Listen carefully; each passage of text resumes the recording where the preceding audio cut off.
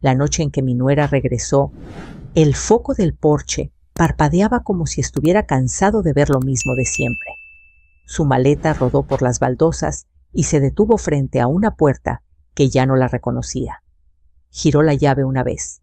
Nada. 2 veces. Metal contra metal. Entonces vio el cerrojo nuevo y el sobre blanco apoyado contra el vidrio. Su rostro se quedó sin color. Abrió la boca, pero no salió sonido. Después un susurro roto. No, esto no puede estar pasando. Desde adentro yo sostuve al bebé contra mi pecho y no abrí. No por rabia, por protección. Eso fue el final. Pero para entenderlo, hay que volver al principio. Mi nombre es Rosa Martínez, tengo 62 años, y hasta hace poco mi vida era tranquila, predecible, de esas que se miden por rutinas y no por sorpresas. Vivía en la misma casa desde hacía más de 30 años, una casa modesta en una colonia donde los vecinos se conocen por nombre y por costumbre. Mi hijo Javier creció aquí, aprendió a andar en bicicleta. En esta banqueta se casó desde esta misma sala. Y aquí mismo lo despedimos cuando murió. El día del funeral todavía lo tengo pegado a la piel. El olor de las flores era tan fuerte que mareaba. Las veladoras goteaban cera blanca sobre platos de vidrio. El padre hablaba de descanso eterno, y yo asentía, aunque por dentro no entendía cómo podía existir descanso cuando una madre entierra a su hijo. Mi nuera Mariana estaba sentada en la primera fila con el bebé en brazos. Mi nieto Daniel apenas tenía 1 año. No sabía llorar a su papá. Solo se inquietaba por el murmullo por las manos que querían cargarlo. Mariana no lloró mucho. Lloró lo justo, lo socialmente correcto. Se secaba las lágrimas rápido, como quien no quiere estropear el maquillaje. Yo no la juzgué entonces. Cada quien vive el dolor como puede, me dije. Yo me aferraba al rosario con tanta fuerza que me dolían los dedos. Los días siguientes fueron una neblina. Trámites, papeles, llamadas. La casa se llenó de gente que decía, lo siento mucho, y luego se iba a su vida normal. Mariana empezó a pasar más tiempo con el teléfono que con el niño. Se reía a ratos, se quedaba callada mirando la pantalla. Una tarde, mientras yo preparaba sopa en la cocina, me dijo sin mirarme, «Mamá Rosa, necesito tomar aire». Tomar aire, como si el dolor se pudiera dejar en pausa. Me explicó que sus amigas de la universidad estaban planeando un viaje. Playa primero, luego ciudad. Solo unas semanas, dijo. Necesito despejarme, volver a sentirme yo. Daniel gateaba en el piso, chocando su carrito contra la pared. Yo lo levanté y lo senté en mi regazo. Sentí su peso tibio, confiado. Y el niño pregunté, «¿Se queda contigo?», respondió ella, como si hablara de dejar una planta al cuidado del vecino. «Tú sabes hacerlo mejor que nadie». No hubo discusión larga. No hubo acuerdos claros. No hablamos de dinero ni de fechas exactas. Mariana ya tenía la decisión tomada. Al día siguiente se fue. Un beso rápido en la frente del bebé. Una maleta ligera. Un te llamo. Y la puerta cerrándose. Las primeras noches fueron las más duras. Daniel despertaba cada 2 horas. Lloraba con ese llanto fino que se mete en los huesos. Yo caminaba por la casa en penumbra, arrullándolo, sintiendo cómo la espalda se me cansaba antes que el corazón. El monitor del bebé hacía un ruido bajo constante como estática. La casa olía a leche tibia y a pañales recién cambiados.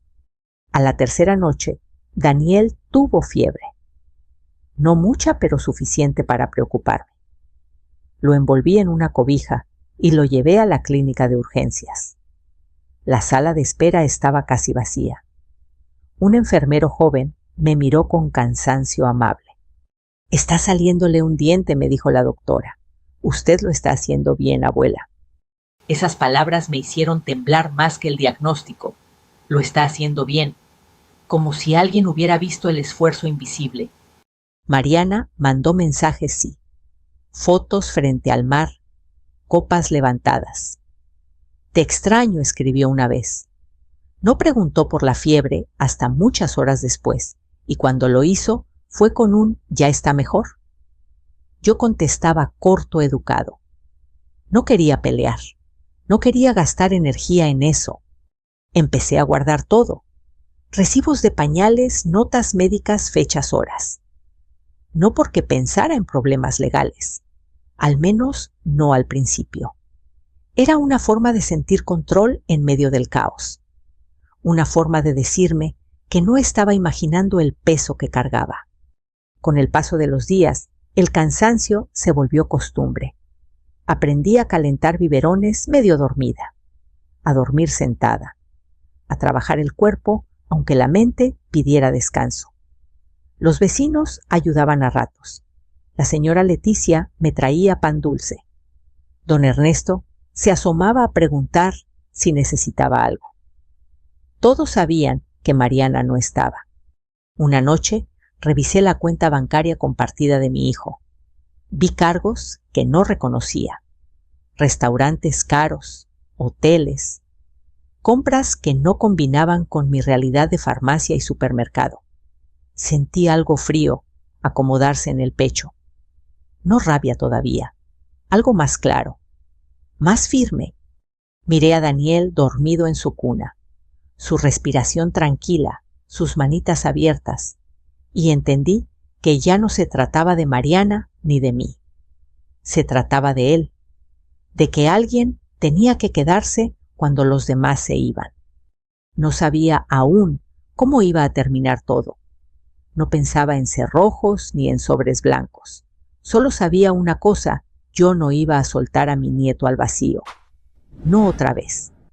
El silencio que queda después de un funeral no se parece a ningún otro. No es paz. Es una ausencia pesada, como si el aire aprendiera de golpe a no moverse. La casa que durante días estuvo llena de voces y pasos volvió a quedarse quieta. Yo recogía tazas de café frío, acomodaba sillas, guardaba flores marchitas, sin saber muy bien por qué lo hacía. Tal vez porque limpiar era lo único que todavía obedecía a mis manos. Javier había muerto demasiado joven. Eso es algo que nadie dice en voz alta, porque parece obvio, pero el cuerpo lo sabe. Cada objeto suyo era una herida nueva: sus botas junto a la puerta, la chamarra colgada detrás de la silla, el olor de su jabón en el baño. Me sorprendía entrando a su cuarto como si fuera a decirme algo. Nunca decía nada. Mariana pasaba de un estado a otro sin quedarse en ninguno. A ratos parecía ausente, mirando a la nada con el teléfono en la mano. A ratos se mostraba inquieta, como si la casa le quedara chica.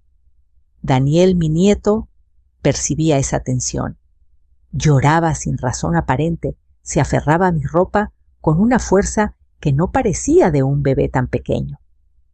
Yo lo cargaba y le hablaba bajito, contándole historias que no entendía, pero que de alguna forma lo calmaban. La primera semana después del funeral, Mariana empezó a salir más. Voy a despejarme un rato, decía. Regresaba tarde con olor a perfume ajeno y los ojos brillosos de cansancio o de algo más. Yo no preguntaba. No porque no me importara, sino porque sentía que cualquier pregunta podía romper algo frágil que todavía se sostenía. Una tarde, mientras yo lavaba ropa en el patio, Mariana se sentó frente a mí. Cruzó las piernas, suspiró hondo como ensayando. Mamá Rosa, empezó, no sé cómo decir esto sin que suene mal. Ese tipo de frases nunca trae buenas noticias. Me habló de sentirse ahogada, de no reconocerse en el espejo, de necesitar volver a ser ella. Usó palabras bonitas, aprendidas quizá de libros o de redes sociales. Habló de duelo, de autocuidado, de sanar. Yo la escuché en silencio, apretando una pinza de ropa entre los dedos. Mis amigas están organizando un viaje, dijo al final. Creo que me haría bien irme un tiempo. Y Daniel pregunté, aunque ya sabía la respuesta. ¿Se queda contigo? Respondió sin dudar. Solo será un mes. Tú eres fuerte. Además, él está mejor aquí. Un mes, dijo, como si fuera una siesta larga. Quise decir muchas cosas. Que un mes en la vida de un adulto pasa rápido, pero en la de un bebé es una eternidad. Que Daniel acababa de perder a su padre y no entendía por qué ahora también se iba su madre. Que yo estaba cansada, que mi cuerpo no era el de antes. No dije nada, tal vez porque pensé que si hablaba lloraría, y si lloraba, ella se iría igual. Esa noche casi no dormí. Daniel despertó llorando varias veces. Yo me levantaba despacio para no marearme, lo cargaba, lo mecía. Pensaba en Javier, en cómo habría sido verlo cargar a su hijo así. Pensaba en Mariana empacando. Al día siguiente, la casa se llenó de movimiento. Maleta abierta sobre la cama, ropa doblada y desdoblada. Mariana caminaba de un lado a otro hablando por teléfono, riéndose en voz baja. Yo le preparé una bolsa con pañales, leche, medicinas del bebé. La dejé sobre la mesa como una pregunta que nadie iba a responder. Antes de irse, Mariana tomó a Daniel en brazos. Lo besó en la frente rápido, como quien llega tarde a una cita. Daniel estiró la mano y agarró el collar que ella llevaba puesto. Lo sostuvo con fuerza. Por un segundo ella se quedó quieta. Pensé de verdad, pensé que iba a cambiar de opinión, que iba a sentarse, respirar, quedarse. Pero no, con cuidado soltó los dedos del niño uno por uno. Todo va a estar bien, dijo, más para ella que para mí. Te llamo. La vi cruzar la puerta con la maleta rodando detrás. El sonido de las ruedas bajando la banqueta se me quedó grabado. Daniel empezó a llorar, en ese instante, un llanto largo, desesperado. Lo abracé fuerte. Sentí como su pequeño cuerpo temblaba. Los primeros días después de su partida fueron una mezcla de rutina y sorpresa. Nada estaba en su lugar. El horario del bebé se desajustó. Comía menos, dormía mal. Yo también. A veces me descubría hablando sola en la cocina, como si decir palabras en voz alta evitara que la casa se cerrara sobre mí. Mariana mandaba mensajes cada 2 o 3 días. Fotos de playas, de platos, de comida, de risas. Estoy bien, escribía. Necesitaba esto. Yo respondía con fotos de Daniel durmiendo, comiendo, jugando en el piso. No escribía más. No quería reproches en forma de texto. Una noche, Daniel despertó con tos y fiebre. No dudé. Lo abrigué y salí con él al médico. El camino se me hizo largo, no por la distancia, sino por el miedo. En la sala de espera, una mujer mayor me miró con compasión. ¿Es suyo?, preguntó. Es mi nieto, respondí. Ella asintió como si entendiera algo más profundo que esa frase. Cuando regresamos a casa, Daniel se quedó dormido en mi pecho. Me senté en la sala, sin encender la luz. El monitor del bebé hacía ese ruido bajo que ya se había vuelto parte de mi vida. Pensé en Mariana, en dónde estaría a esa hora. Pensé en Javier y en la promesa silenciosa que sentí formarse dentro de mí. Este niño no iba a quedar a la deriva. No era enojo. Todavía no. Era claridad. Una claridad que llega cuando el cansancio ya no deja espacio para excusas. Al día siguiente empecé a anotar todo en una libreta vieja. No sabía para qué. Solo sabía que necesitaba recordar. Fechas, gastos, noches sin dormir. Cada página era una forma de decir, esto está pasando. No es una exageración. No es una historia que me cuento para sentirme importante. Mariana se había ido y yo me había quedado. Eso era un hecho. Lo demás todavía estaba por escribirse.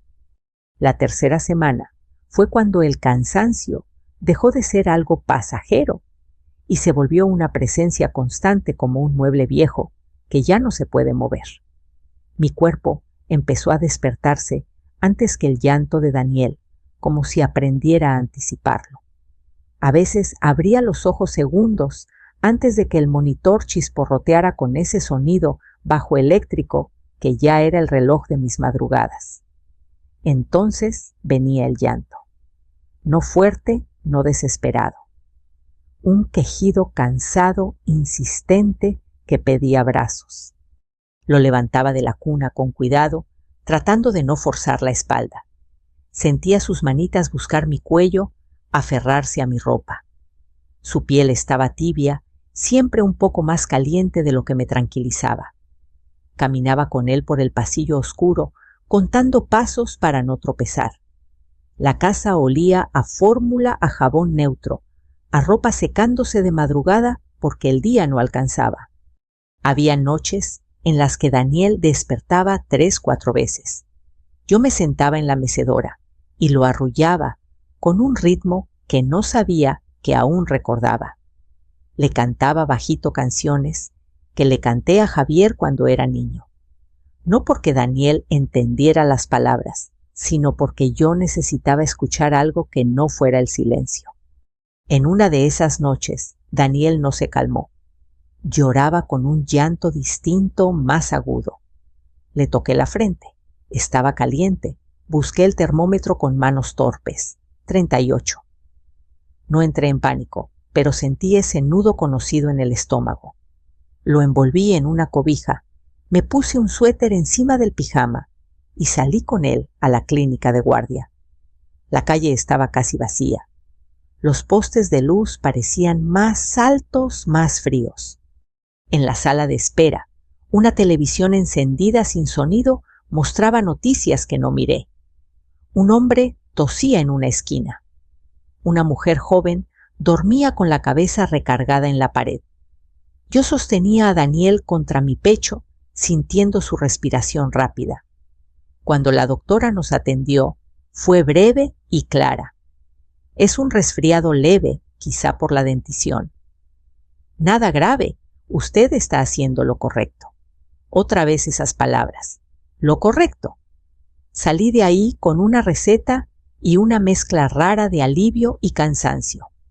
Esa madrugada, ya de regreso en casa, le escribí a Mariana. Daniel tuvo fiebre. Ya lo vio el doctor. Está bien.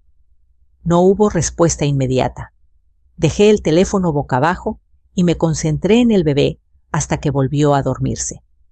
Me quedé un rato más sentada, mirándolo como si al vigilarlo pudiera evitar que algo más se rompiera. Al día siguiente revisé la despensa y me di cuenta de que faltaban cosas. Salí al supermercado con Daniel en el carrito. Empujarlo con una mano y sostener la lista con la otra me hizo sentir más vieja de lo que soy. En la caja conté las monedas 2 veces. No porque no alcanzara, sino porque ahora todo tenía peso. Cada gasto, cada decisión. Esa tarde, Mariana respondió al mensaje. Mandó una foto, ella sonriendo, con un sombrero grande, el mar detrás. Qué bueno que ya está mejor, escribió. Nada más. 2 líneas para un niño que había pasado la noche con fiebre. Sentí algo distinto entonces. No fue rabia. Fue una especie de decepción tranquila, como cuando uno confirma una sospecha que no quería tener. Las noches siguieron así, una tras otra. El cuerpo aprende a funcionar con poco sueño, pero la mente no perdona. Empecé a olvidar cosas pequeñas. ¿Dónde dejé las llaves? Si ya había tomado el medicamento. Me hacía listas para todo. Las pegaba en el refrigerador con imanes viejos. Pañales, leche, cita médica. Me volví organizada por necesidad, no por gusto. Una madrugada, Daniel despertó llorando y nada funcionaba. Ni biberón, ni cambio de pañal, ni arrullo. Caminé con él por la casa, abriendo y cerrando cortinas buscando algo que no sabía nombrar. Terminé sentada en el piso de la sala, con la espalda contra el sofá, sosteniéndolo mientras lloraba en mi hombro. Sentí mis propios ojos llenarse de lágrimas. No lloré fuerte. Lloré callado con cuidado de no asustarlo. Pensé en Javier, en cómo habría reaccionado él ante una noche así. Pensé en Mariana, en si estaría durmiendo en una cama cómoda, con aire acondicionado, sin interrupciones. Pensé en mí, en cómo nadie me había preguntado si podía con esto. Nadie había dicho, ¿segura que puedes? Simplemente había ocurrido. A la mañana siguiente, una vecina tocó la puerta. La señora Leticia traía un termo de café y pan dulce. «¿Te ves cansada?», dijo sin rodeos. No supe qué responder. Me senté con ella unos minutos mientras Daniel jugaba en el piso. Leticia lo miró con ternura. «Ese niño sabe quién se queda», dijo. La frase se me quedó clavada. ¿Quién se queda?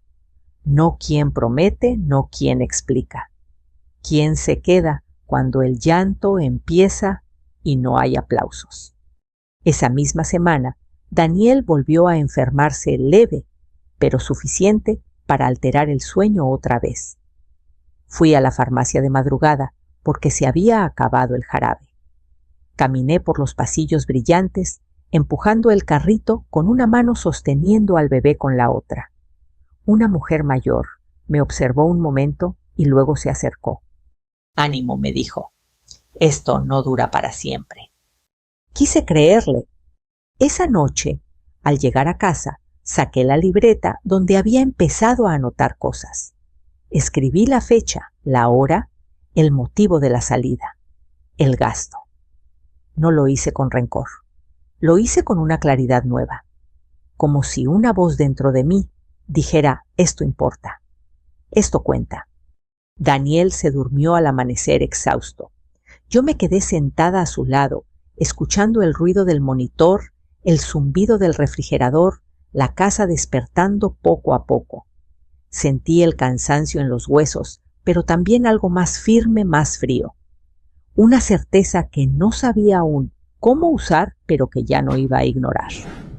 Las noches sin dormir no solo me estaban quitando energía, me estaban enseñando algo, que el amor se mide en presencia y que quedarse cuando nadie más quiere tiene consecuencias que no siempre son suaves, pero sí claras. El día en que abrí la aplicación del banco no estaba buscando problemas, solo quería comprobar si había entrado el depósito de la pensión de Javier, un trámite lento que parecía no terminar nunca. Daniel dormía la siesta en su cuna. La casa estaba en ese silencio raro del mediodía cuando hasta los pájaros parecen tomarse un descanso. Me senté a la mesa con el teléfono en la mano y una taza de café que ya se me había enfriado. El número me pareció extraño de inmediato, más bajo de lo que debería. Pensé que tal vez estaba confundida. Volví a mirar. Deslicé el dedo hacia abajo para ver los movimientos. Ahí estaban. Cargos que no reconocía. Restaurantes con nombres elegantes, hoteles, retiros de efectivo, cantidades que en mi vida diaria no existían. Me quedé mirando la pantalla como si fuera una fotografía de otra familia. Cerré la aplicación y la volví a abrir. El número no cambió. Daniel se movió en la cuna y murmuró algo en sueños. Yo sentí que algo se acomodaba dentro de mí, no como un golpe, sino como una pieza que finalmente encaja. No era solo que Mariana se hubiera ido, era que se había llevado la ligereza, dejando aquí todo lo pesado. Esa tarde fui al supermercado con una lista corta y estricta. Compré pañales de la marca más barata leche, en oferta arroz frijoles. En la caja, la joven me sonrió y dijo buenas tardes con esa amabilidad automática que agradecí más de lo que esperaba. Guardé el recibo en la bolsa, lo doblé y por primera vez lo puse dentro de la libreta entre las páginas donde ya había fechas y notas. No porque quisiera acusar a nadie, porque quería recordar cómo se veía la realidad desde este lado. Mariana publicó otra foto esa noche. Ella en una mesa larga, luces cálidas, copas brillando. La vida también es para disfrutar, escribió. Leí el comentario 2 veces. Miré a Daniel dormido en el tapete rodeado de juguetes de plástico gastado. Pensé en la palabra disfrutar y en cómo significaba cosas distintas según quien la usara. Para mí, ese día disfrutar era que el niño hubiera comido bien y durmiera tranquilo. Nada más. Empecé a notar el desequilibrio en todo, no solo en el dinero, en las conversaciones, en el tiempo, en la atención. Yo vivía pendiente del reloj, horas de comida, de siesta, de medicina. Mariana parecía vivir fuera del tiempo.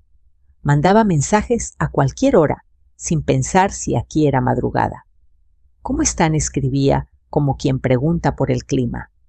Yo respondía con hechos, no con emociones. Comió bien, durmió poco, fue al médico. Ella reaccionaba con un corazón, a veces con un ok. Una mañana, Daniel tiró una taza al piso y se asustó con el ruido. Lloró fuerte, desconsolado. Lo cargué y sentí como su cuerpecito temblaba. Le hablé suave, apoyando la mejilla en su cabeza. En ese momento entendí algo que me dio vergüenza admitir. Yo no estaba esperando a que Mariana regresara para ayudar. Yo ya estaba sola, y lo había estado desde el día en que se fue. Esa comprensión no llegó con rabia, llegó con cansancio, con una lucidez seca.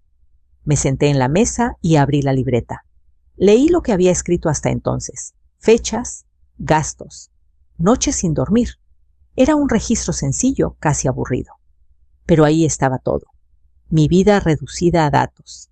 Y por primera vez pensé esto podría servir para algo más que para mi memoria.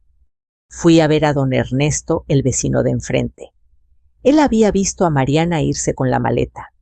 Había visto las luces encendidas de madrugada cuando Daniel lloraba.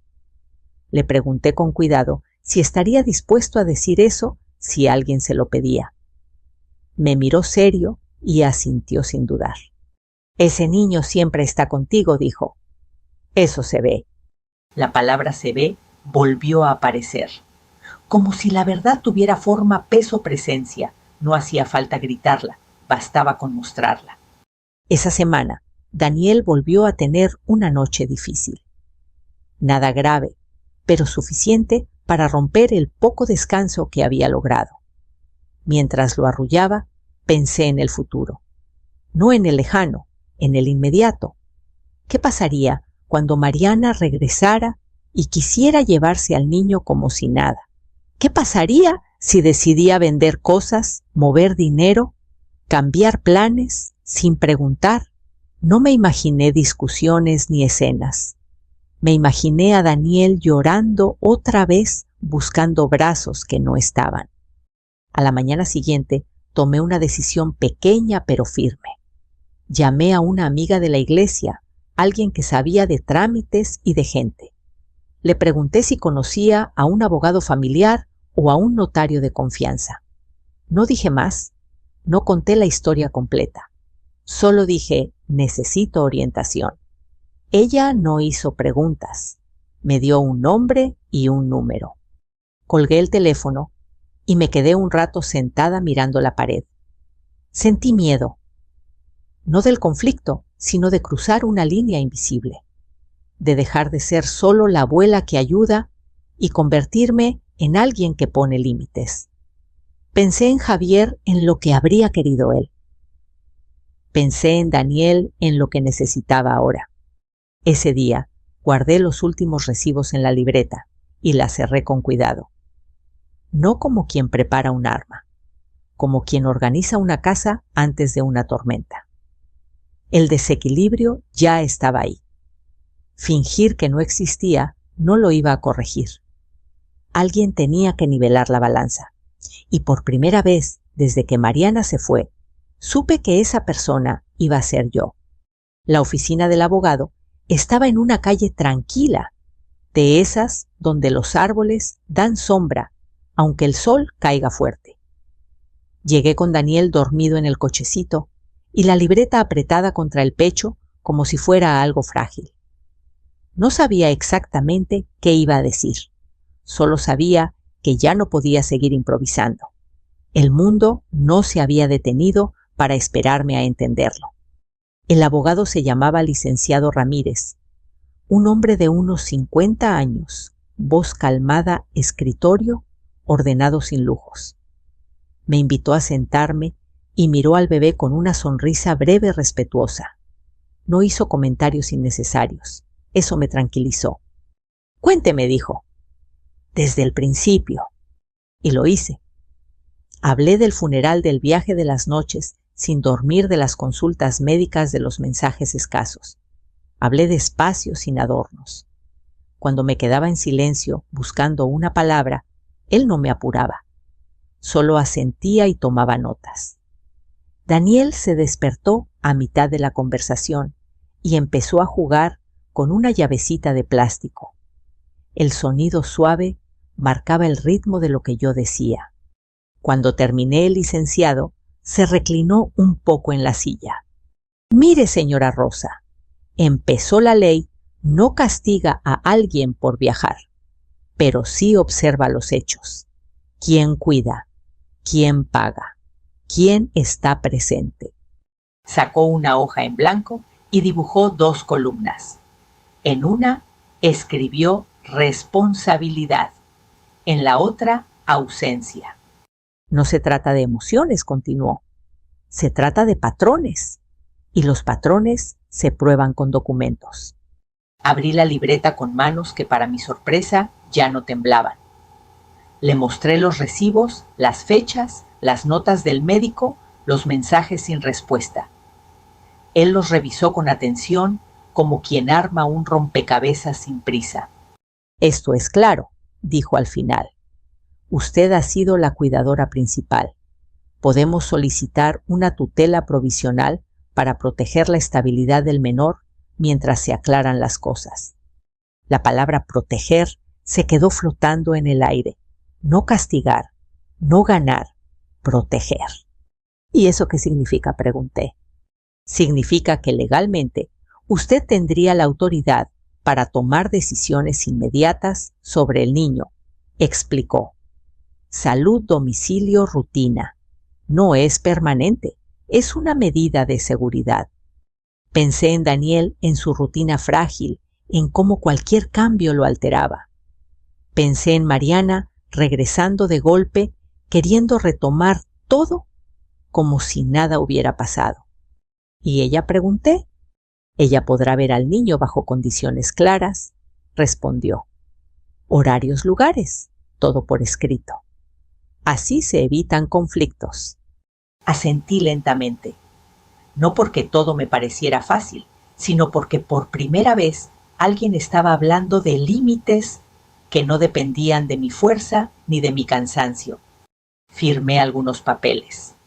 Dejé copias de los documentos.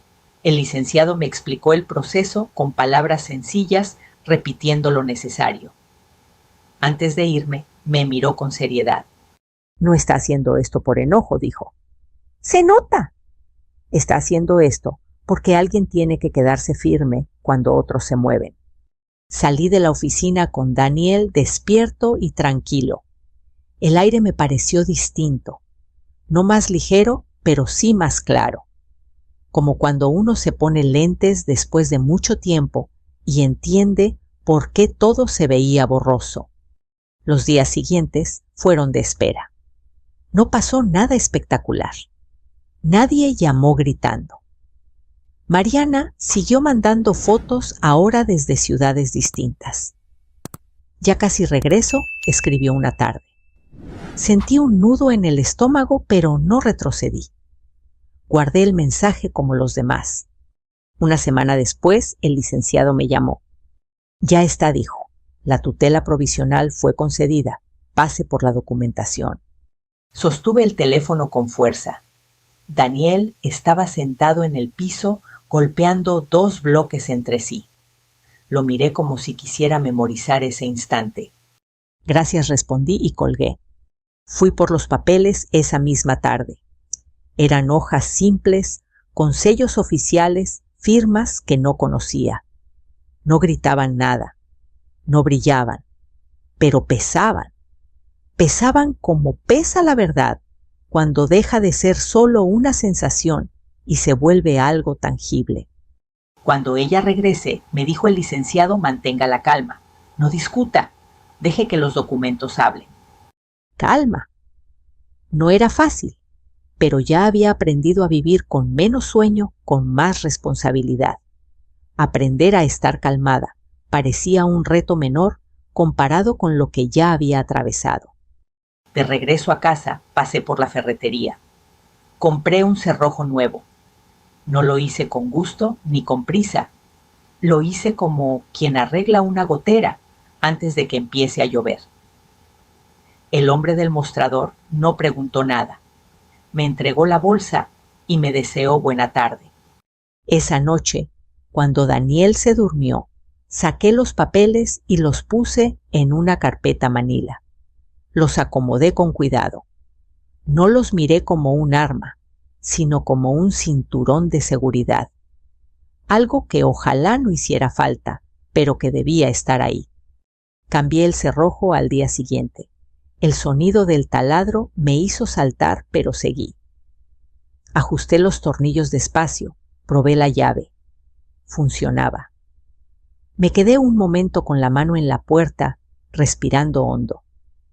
No sentí triunfo, sentí responsabilidad. Esa tarde, Mariana escribió: «Llego mañana por la noche. Ya quiero ver a mi hijo». Leí el mensaje 2 veces. Miré a Daniel, que dormía la siesta con la boca entreabierta. No respondí de inmediato. Luego escribí una sola línea, como me había indicado el licenciado: «Hablamos cuando llegues». Guardé el teléfono y me senté junto a la cuna. Afuera, el día seguía como siempre. Los vecinos regaban plantas. Un perro ladraba a lo lejos. La vida no se había detenido para este momento, pero yo sí. Me quedé ahí, escuchando la respiración del niño, sosteniendo la certeza nueva que había aprendido a cargar. Los papeles no mienten, no levantan la voz, no consuelan, pero ponen las cosas en su lugar cuando las palabras ya no alcanzan. Y por primera vez desde que Mariana se fue, supe que no estaba esperando a ver qué pasaba. Estaba preparada. El ruido de las ruedas de la maleta fue lo primero que escuché.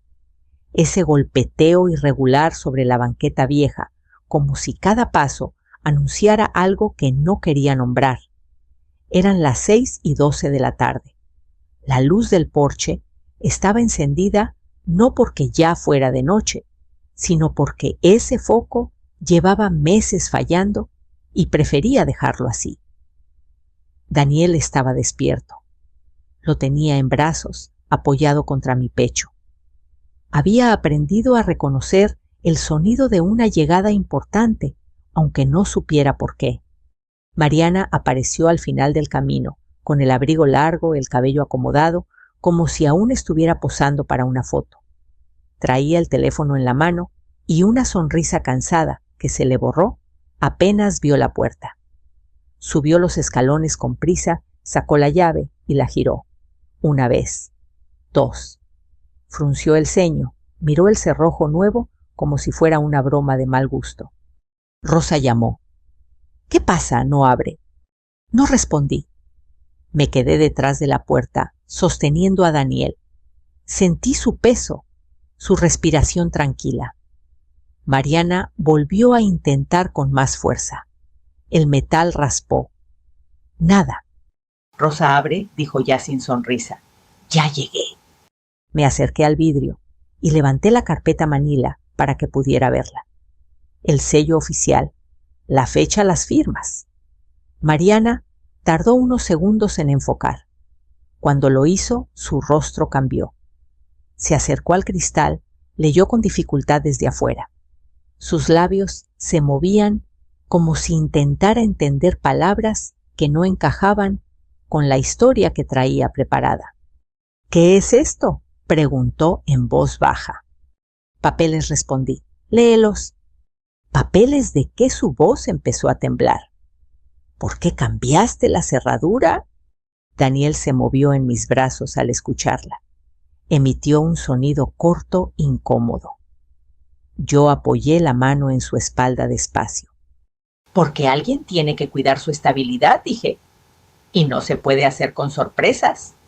Mariana levantó la vista. Sus ojos estaban rojos, pero no de llanto, de enojo. —¿Estás castigándome? —dijo—, después de todo lo que he pasado. —No te estoy castigando —respondí—, estoy cuidando a tu hijo. Ella rió una vez seca. —¿Fui a sanar? —replicó—. Tú no sabes lo que es perder a alguien así. Sentí un golpe en el pecho, pero no levanté la voz. —Yo enterré a mi hijo —dije—, y me quedé. Mariana apretó los labios. Miró a Daniel a través del vidrio. Estiró la mano como si pudiera tocarlo. —Déjame entrar —pidió—. Déjame verlo. Es mi hijo. —Lo verás —respondí—, como indican los papeles, con horarios, con calma. —Esto es absurdo —gritó golpeando el vidrio con la palma—. No puedes hacerme esto.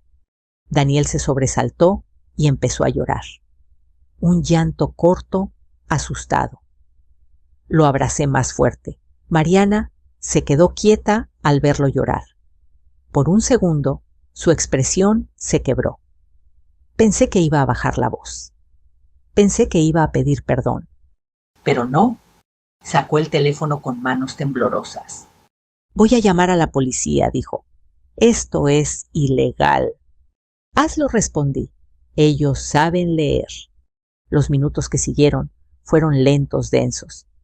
Mariana caminaba de un lado a otro, hablando por teléfono, gesticulando.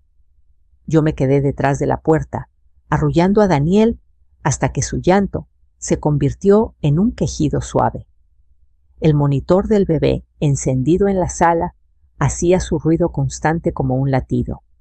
Cuando llegó la patrulla, el ruido de las llantas sobre la grava hizo que la señora Leticia asomara la cabeza desde su casa. El oficial subió los escalones, miró a Mariana y luego a mí, a través del vidrio. —Buenas tardes —dijo—. —¿Qué sucede? Abrí la puerta solo lo suficiente para que la cadena permitiera hablar. El aire frío entró junto con el olor a perfume y calle. —Oficial —dije—, aquí están los documentos. Le pasé la carpeta por el espacio. Él la abrió bajo la luz del porche, leyó con atención. Mariana hablaba sin parar, explicando su versión. El oficial levantó la mano para pedir silencio. Terminó de leer y asintió. —Señora —le dijo a Mariana—, esto es una tutela provisional válida. Ella tiene derecho a la custodia y al uso del domicilio por ahora. —¡Eso no puede ser! —exclamó Mariana—. Yo soy su madre. —Y por eso mismo —respondió el oficial con calma—, puede solicitar visitas conforme a lo establecido, pero no puede forzar la entrada. Mariana me miró como si no me reconociera. —¿Planeaste esto? —susurró. —Mientras yo estaba fuera, yo cuidé a Daniel —respondí—, y me preparé para protegerlo. El oficial cerró la carpeta y me la devolvió. —Todo está en orden —dijo—. Les recomiendo que sigan el proceso legal. Mariana bajó la mirada. Sus hombros se hundieron un poco. Por primera vez desde que la vi regresar, parecía cansada de verdad. No dijo nada más. Tomó la maleta y bajó los escalones despacio. Antes de irse, volteó una vez más. Miró a Daniel, que ya estaba tranquilo, con la cabeza recargada en mi hombro. —No —murmuró—, no puede estar pasando. La vi alejarse las ruedas de la maleta, sonando otra vez, pero ahora más lento. Cerré la puerta con cuidado, deslicé el cerrojo y respiré hondo. No sentí alivio inmediato. Sentí un cansancio profundo mezclado con una certeza tranquila. Llevé a Daniel a su cuna. Se durmió rápido, como si el ruido del mundo se hubiera apagado de golpe. Me senté en la silla junto a él y me quedé ahí un rato escuchando su respiración, el zumbido del foco, el monitor marcando la noche. No había ganado nada. No había perdido nada. Había puesto un límite. Y en ese límite, por primera vez desde la muerte de mi hijo, sentí que el caos se detenía lo suficiente como para poder respirar. Los días que siguieron a la noche del porche no fueron fáciles, pero fueron distintos. El silencio de la casa cambió de peso. Ya no era esa ausencia espesa que se pegaba a la piel, sino un silencio más limpio, como el que queda después de una tormenta, cuando todo sigue mojado, pero el cielo ya no amenaza. Yo seguía despertando antes que Daniel, por costumbre más que por necesidad. El monitor chisporroteaba suave, y cuando no lo hacía, me permitía cerrar los ojos unos minutos más. Daniel empezó a dormir mejor. No de corrido, no milagrosamente, pero con menos sobresaltos. Su rutina se volvió predecible otra vez: desayuno a la misma hora siesta, después de comer baño tibio, antes de dormir. Los bebés no entienden de juicios ni de papeles, pero entienden de estabilidad. Y eso poco a poco se le notaba en la cara. Mariana no desapareció. Mandó mensajes largos, primero llenos de reproches, luego mensajes cortos más contenidos, después silencios. Yo respondía como me habían indicado, breve, respetuosa, siempre por escrito. Daniel está bien. La visita es el jueves a las 4. Nada más. Me costaba no explicar, no justificarme, no decirle todo lo que había sentido durante ese mes. Pero entendí algo importante. No todo lo que duele necesita ser dicho para ser verdadero. La primera visita fue en un lugar público, como marcaban los papeles. Un parque pequeño con bancas de metal caliente y árboles jóvenes. Llegué con Daniel en brazos. Mariana ya estaba ahí sentada rígida mirando el reloj. Cuando nos vio, se levantó de golpe. Extendió los brazos con ansiedad. Daniel la miró. No lloró, tampoco sonrió. Se quedó quieto observándola, como se observa a alguien conocido que se ha vuelto extraño. Mariana tragó saliva. Tomó al niño con cuidado como si temiera romperlo. Daniel se tensó un poco, luego apoyó la cabeza en su hombro. No fue un reencuentro perfecto, fue real. Yo me senté a unos pasos, sin intervenir, pero sin alejarme. Mi presencia no era para vigilarla, sino para sostener a Daniel si lo necesitaba. Mariana me miró varias veces, como buscando algo en mi cara. No encontró enojo, tampoco triunfo, solo cansancio. No pensé que llegarías tan lejos, me dijo en voz baja, mientras Daniel jugaba con una hoja seca. Yo tampoco respondí, pero alguien tenía que quedarse. No discutimos, no nos abrazamos. El tiempo de la visita pasó lento y rápido a la vez. Al final, cuando tomé de nuevo a Daniel, él se aferró a mi cuello con esa confianza absoluta que no se negocia. Mariana lo miró con los ojos llenos de algo que no supe nombrar. Tal vez culpa, tal vez miedo, tal vez comprensión tardía. Las semanas siguientes siguieron ese ritmo. Visitas puntuales, mensajes prácticos. Mariana empezó a preguntar cosas pequeñas concretas. ¿Qué come ahora? ¿Ya camina más? Eran preguntas de madre, no de turista. Yo respondía, sin sarcasmo, sin castigo, porque el objetivo nunca fue humillarla. Fue proteger a un niño que no podía defenderse solo. A veces, cuando la casa estaba en calma y Daniel dormía, pensaba en Javier, en lo que habría sentido al ver todo esto. No me imaginaba orgullos ni reproches, me lo imaginaba tranquilo, sabiendo que su hijo estaba cuidado. Eso me bastaba. Aprendí que la justicia no siempre llega con gritos ni escenas grandes. A veces llega en forma de horarios de rutinas de papeles guardados en una carpeta manila. Aprendí que poner límites no te hace cruel, te hace responsable. Y que el amor, cuando es verdadero, no huye cuando duele. Se queda incluso cuando nadie aplaude. Mariana y yo nunca volvimos a ser lo que fuimos antes. Tal vez nunca lo seremos. Pero algo cambió. Empezó a llegar a tiempo, a cumplir, a quedarse callada cuando no sabía. No sé si aprendió la lección completa. Sé que Daniel por ahora está estable, y en la vida de un niño pequeño, por ahora es una victoria enorme. Un domingo por la mañana, llevé a Daniel a caminar por la colonia. Se soltó de mi mano un segundo, dio 2 pasos inseguros y cayó sentado. Me miró sorprendido, luego sonrió como si caer fuera parte del juego. Me reí sola. Pensé en todo lo que había pasado y en lo que aún faltaba. Pensé que crecer es eso, intentar caer, levantarse con ayuda. Si estás escuchando esta historia y algo en ella te resulta familiar, quiero decirte algo con claridad. No eres débil por quedarte. No eres exagerado por poner límites. A veces la persona más fuerte en una familia es la que habla menos y hace más. La que se queda cuando otros se van buscando alivio. Me gustaría saber qué piensas. ¿Alguna vez te tocó cuidar mientras otros huían? ¿Desde dónde nos estás escuchando? Déjame un comentario.